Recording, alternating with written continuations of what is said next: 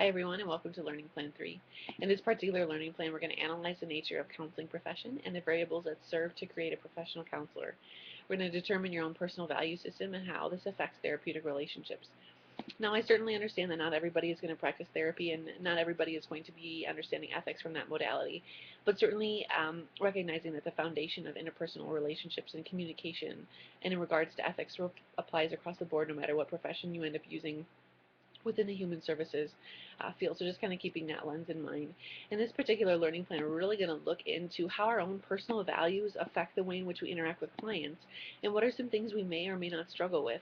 What is that going to look like when we're meeting with a client who presents an entirely different cultural background than ourselves, perhaps a different moral background than ourselves, or even presents some of those issues that we really feel we're not sure we're going to be able to work with? What are we going to do with those things? So for this particular learning plan, we're going to explore some of those things. We're going to look at what is the difference between values and what's the difference between ethics, and what do those things mean to one another.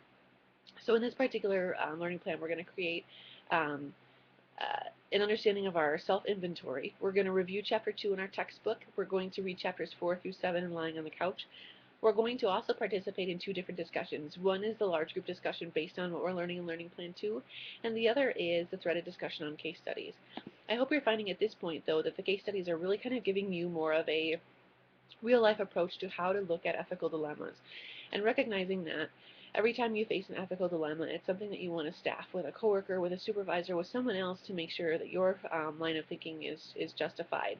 So keeping that in mind as well, that these are real practical applications that you do within the field, within the course that you're working. So just make sure that you keep that in mind as well. I hope you enjoy Learning Plan 3. It's a great chance to do some introspective thinking.